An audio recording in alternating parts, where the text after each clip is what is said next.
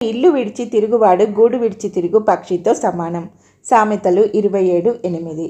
Highway పిచ్చోళ్ళు అనేవాళ్ళు ఉంటారు. విజయవాడ నుండి ఏలూరుకి, కర్నూలు నుండి హైదరాబాద్కి రాష్ట్ర రహదారులపై పగలనక రాత్రనక నడిచి వెళ్ళిపోతుంటారు. నల్లగా దుమ్ము పేరుకుపోయిన ఒళ్ళు, జడలు కట్టిన జుట్టు, చినిగి చివికి పేలికలైపోయిన బట్టలతో ఒంటరిగా ఊర్లు నడిచి వెళ్ళిపోయే వాళ్ళని నేను చూస్తుంటాను. వీళ్ళకు నేను పెట్టుకున్న పేరు హైవే పిచ్చోళ్ళు. ఒక్కొక్కడి జీవితం వెనుక ఎటువంటి విషాదగాథ ఉందో అని తలపోస్తూ ఉంటాను. మరొక హృదయ విదారక దృశ్యం కూడా రహదారుల్లో మనకి తారసపడుతుంది. రాత్రి 11-12 గంటల వేళ వేగంగా కారులో వెళ్ళిపోతుంటే గ్రామాల పొరిమెనల్లో ఉన్నట్టుండి దారి ప్రక్కన ఒక ఆడమనిషి ఒంటరిగా చీకట్లో నిలబడి ఉంటుంది. నాకు చాలా కాలం అర్థం కాలేదు. వారు రహదారి వేశ్యలు, లారీ డ్రైవర్లు ఈ స్త్రీలను ఎక్కించుకొని కొంత దూరం తీసుకుపోతుంటారు. మనకు తెలియని ప్రపంచం చాలా ఉంది. ప్రపంచంలో మనం ఊహించలేని విషాదం ఎంతో ఉంది.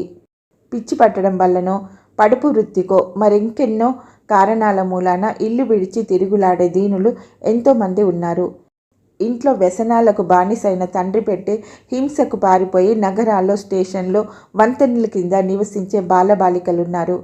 తల్లి గోముగా గోరు ముద్దలు పెడుతుంటే తినకుండా మారం చేసే పిల్లలున్న ఈ లోకంలోనే పారేసిన, కుళ్ళిపోయిన, కంపు కొడుతున్న వాటిని ఏరుకొని ఆబగా తినే చిన్నారులు ఉన్నారు.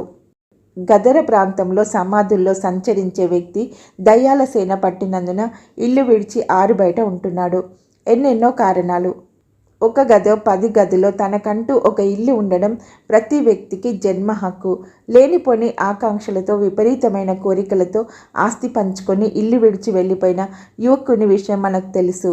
సరే, ఇక్కడ ఇల్లున్నా లేకపోయినా పరలోకంలో చాలా ఇల్లున్నాయని మన ప్రభు చెప్పాడు. వాటిలో ఒకదానిపై నీ పేరుంటుంది. ఇది నిశ్చయం. ఆ తండ్రి ఇంటికి చేరేదాకా ఇక్కడ ఇల్లు విడిచి తిరిగే నిర్భాగ్యులను తలుచుకుని ఒక వెచ్చటి కన్నీటి బొట్టు నీ కన్నుల్లో నిండదా? అలాంటి వారి కోసం మనమేమన్నా చేయగలమా?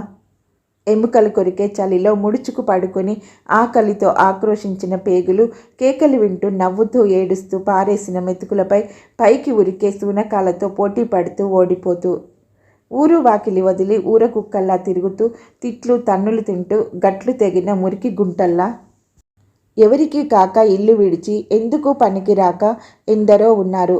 ఏమిటి వారి భవితవ్యం? ఏమిటి నీ కర్తవ్యం? యవ్వనుడు వృద్ధుడును వీధులలో నేలను పడి ఉన్నారు. విలాప వాక్యాలు 2:21.